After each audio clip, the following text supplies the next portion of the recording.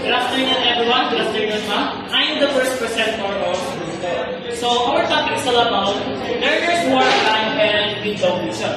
So before I proceed to the definition of our topic, let us tackle first this one, which is the first is 20/20 vision refers to all perfect visions. This means that within a 20 feet that I can normally see object at distance. Ito yung this is example of if a person can see or yung sharp ng mata niya is 20 to 20. Meron pa nga tao yung 22, 20 to 40, yung kahit malayo nakikita niya yung mga letters na clear and sharp talaga yung yes, para talaga siya ng mga letters. Even though kahit ipaupo sa pinakalikod, klaro siya kasi 20/20 vision niya, which is normal vision niya. Next is low vision. Means an individual primarily use her own senses of sight of learning but supplement with information received using other senses, such as tactile and auditory. So low vision is, meron siya vision, pero konti lang. Which is yung parang nakasupport lang sa kanya. Normally, ang mga student ng mga low vision is nakaupo talaga sila sa harap. And because na low yung vision nila, they use their other senses, di ba? The human have a 5 senses, which is the sense of touch, sense of hearing, sense of sight, sense of taste, sense of smell. Yan yung mga sense ng mga human being. But as the person na low vision, so ginagamit nila yung vision nila, pero hindi ba talaga totally na useful talaga kaya they use the other sense, which is the auditory, which is the tactile sense of touch, auditory, the sense of hearing. So, next is blindness. It's a term used to describe an individual who cannot process stimuli through the visual system. So, ito yung mga tao na hindi talaga sila nakakita, which is no sight talaga sila, no vision, no vision rather. So, stimuli, ito yung bagay na we take, it is an information na kinukuha ng body natin, gamit yung mga senses natin in our society or in our environment. Stimuli or stimulus pala yung tawag doon kapag yung pinatok mo na about paano siya gamitin. Lahat ng example, nakakakita ka, nakakahawak ka, nakaka-smell ka, nakaka-touch ka, nakaka-taste ka, lahat yan gamit mo yung stimulus mo. So next is visual acuity. Acuity refers to the clarity which an individual sees or level of details that can be detected at certain distance.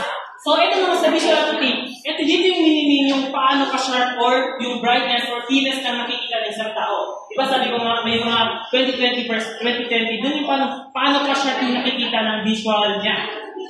Yun na. So, let's proceed to the definition. So, idea of 2024 defines visual impairment with emphasis on learning visual impairment or VI, including blindness, means an impairment in vision that even with correction negatively affects a child's educational performance.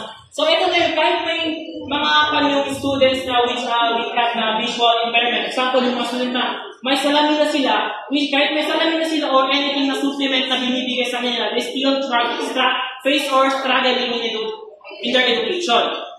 Next is, these include both partial sight and blindness. The definition highlights that visual impairment is a broad term that may involve low vision, partial or totally blindness.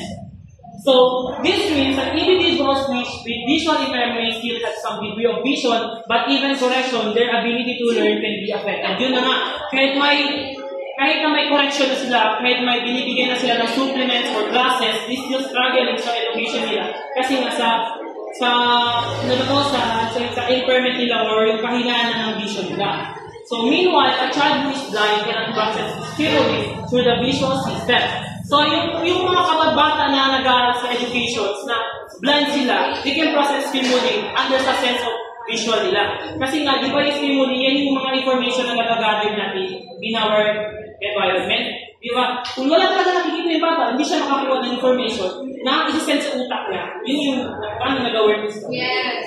So furthermore, a child who is totally blind receives no useful information through the sense of sight. Sabi ko na, because of hindi sila nakakakita, they can process as stimuli or information na sa, let's say, information na nasa environment nila or sa society.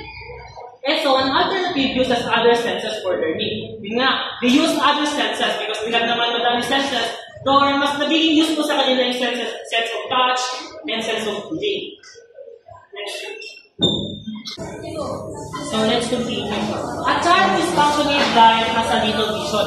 However, she learns primarily through the use of other senses to receive information from the environment such as tactile or auditory, but also uses her senses of sight to assist her certain tasks. O ito yung mga bata na may sight sila, may vision sila, pero hindi talaga completely na hindi talaga nakakatulong sa kanila. Medyo yung sight nila is pang malapit lang ba? So, para maka-help din sa kanila, ginagamit nila yung other senses nila para to help them for their education. Next is, while a child with low vision primarily uses her own sense at sight for learning, but supplement the information received using other senses, tactile or auditory. Same lang, ito na yung mga bata na parang short-sighted sila, parang talaga sila nagapal, and ginagamit nila yung other senses. Di ba meron yung isa sense na ginagamit nila using the Braille technique. Yung Braille technique is, na-invented siya ni Lewis. Kala silangan sina, Yes, mga parang sila, ito yung ganito example. Sa A. So, i-touch na nila, ma-receive nila. Example, yung A, ganito lang siya. Then yung B, and C. So, itatouch na nila, then ma-identify nila kay ito A, ito B, gamit yung sense of touch nila. Yan yung pag-ganitous ng Braille. Next is, visual impairment can be either adventitious or congenital. So, visual impairment can be adventitious or congenital. So, adventitious means that visual impairment was acquired after birth as a result of an accident or a disease. Why? So, sa adventitious, yung visual impairment is nakukuha siya by accidents or meron din sa mga disease, ganun.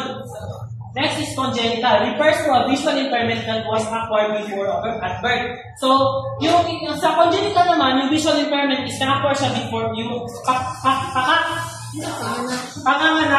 Kapanganak pa lang, may visual impairment na.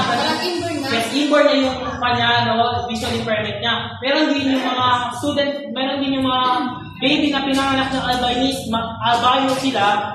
Kaya because of the albino disease na nakuha nila, meron possibility, yung side nila is hindi talaga nila because albino sila, yung side nila. Kasi sa albino, color white? Yes, yung panang white na talaga is o nakaka-effect yun sa mata nila. Color blue dila mata, di ba? Color blue dila, ohos. No. Tapos meron din mga bata na napanganak, they have na sila katarata. Katarak? Is nakapas na sa genes to genes, may katarak yung bata.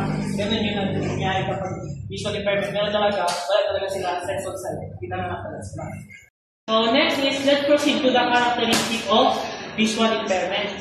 So cognitive and language. Nakapokus sa utak and sa language na nagpupan. Children who are blind perform more poorly than sight of children with cognitive tasks like comprehensions or collecting information.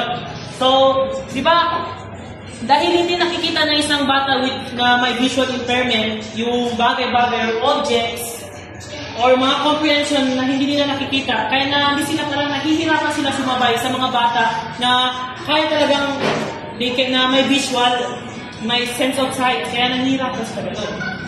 They constantly learn by experience and interact with their environment. So, they constantly learn by experience. So, kasi dahil hindi talaga useful sa kanila yung sense of sight nila, they use the other senses by experience. Example, sa mga sense of touch nila, hinahawakan nila yung mga bagay, and pinapamiliarize nila, and sometimes yung mga music, pinapakinggan nila, and napapamiliarize nila, and even yung mga bata na wala silang visual, hindi sila nakakakita, para makilala nila yung mga parents nila, they just familiarize their voices. So next is learning about abstract concept, analogy, and idiomatic expression is difficult for learners before. Isayin natin niya para mas makalala. So, since their ideas are not physically, they harder to imagine without vision. Yan yung example. May pakita yung picture. 4 letters, then describe. Because hindi sila nakakakita, they struggle to analyze kung ano talaga yung sinasabi ng ano yung nakalagay sa blackboard, except na lang if ina-explain sa kanila. So, next, they have difficulty in learning visual concept. Yan nga, because they have a visual impairment, even though may talaga blindness, kasi mahina yung sight nila, they have difficulty na makasabay sa mga visual na mga activities talaga na binibigay ng teacher. They constantly have difficulty in keeping up with reading and writing. So, alam na natin, di ba? They have ang visual impairment. So, hindi talaga sila makakipag sa writing. Except na lang, di ba, yung ginagamit nila is yung brain lang and yung mga sense of hearing nila. Yun yung ginagamit nila. Kaya literal kasi, medyo nahihirapan sila sa mga writing or reading. They constantly have difficulty in keeping up with reading and writing. So, they primarily depend on other senses in acquiring information from the environment. So, dahil na nga, mahina yung sense of sight nila, they use other senses like touch na nga, sense of hearing, yun na lang talaga yung nakaka-help sa kanila para makasabay sila sa environment o sa society nila. Next is, intellectual capability of a student with visual impairment are similar to those of their sight peers. So, even though naman na yung mga student na may visual impairment, they still as a human din naman as one sa atin. So, yung mga iniisip din natin, minsan, naiisip din nila yun. Basahin mo sa natin. Number 7. Hearing, touch, and even smell have the hearing. I know. They just as smart, they challenge on the accessing information. Lang yung sinasabi nito. Yung mga student na may visual impairment, especially sometimes, mas matatalino pa sila sa mga normal student. Na may kompleto, pero mas malakas yung intellectual nila. Kahit na may impairment sila, minsan yung mga student na may visual impairment, nakakasabay pa rin sila sa mga normal student. So, let's proceed to the motor development nila. Mobility. Often bump into things. Diba? Kahit nga, dahil nga wala sila yung visual impairment nila, sometimes yung mga blindness or low yung vision nila, nagabump talaga sila ng mga things natin pinadaanan sa kuwan, nagabump sila, nagabump sila. Wala ka rin sila. Alright, ganun yun. So next is, may move less often due to past painful experience with environment. Painful experience. Ano yung mga tao na may visual impairment kasi guys, they have mga parang trauma sa mga, example sabi ko sa first, they bump into things. Once kasi nasaktan niya sila, minsan na-trauma na yun sila guys. Diba, kayo nga, nasaktan kayo, babalikan niyo pa, trauma na kayo. Cannot perform motor activities through limitation and careful with spaces, right? Diba? Because nga, they have a visual impairment, they cannot perform activities through activities. Example, kapag may PE yung mga student na may visual, yung mga student na normal, tumatakbo sila. But yung student na may visual impairment, they struggle kasi tatakbo sila. What if mabangga sila kasi they can see. Alright. And next is, hindi dapat meron sila kung meron sila activity, meron dapat nakarelay kung ano yung... Oo, pero nahihirapan sila. Pero may specific na kuha na ng binigay sa kanila. Gets nyo? Alright. Okay. Learners often have stereotype behavior or repetitive behavior such body rocking, hands clapping, poking, or rubbing eyes, fingers, movement, and walking. Ito yung mga student na may visual impairment. For example, pag-isa na sila, yung mga observe mo sa kanila, kami na ganun mo.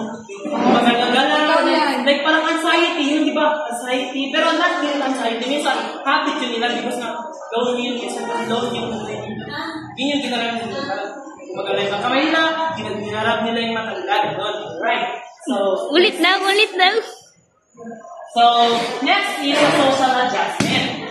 Social interactions are limited and often feel isolated due to loss of vision. So, di ba, because may visual impairment sila, minsan yung mga student na may visual impairment, napifeel nila is parang naiiba pa sila sa mga tao na may visual impairment gano'n. So, parang maiwasan nila eh, parang ina-isolate na lang nila yung sarili nila. Ano ba ito, parang nagbabahan sila. Sila na nag-adjust. Yes, ina-adjust nila kasi yung sa iba, parang outcast pa sila, gano'n. Yan yung parang isa din na facing ng mga regulation. Na sila tapad naman sabay. So, demonstrate stereotyping behavior that help apparently functions such as hand flapping, eye pressing, or throttling is allowed. So same na siya dito. Ito yung mga, pag nakikita mo yung mga visual impairment, yung hand are flapping, yung ginagawa nila yung mga mata nila. But sometimes, it's normal, pero parang lang ba nila habits, gano'n. And that's all for my topic. Alright, okay. Thank you. Thank you.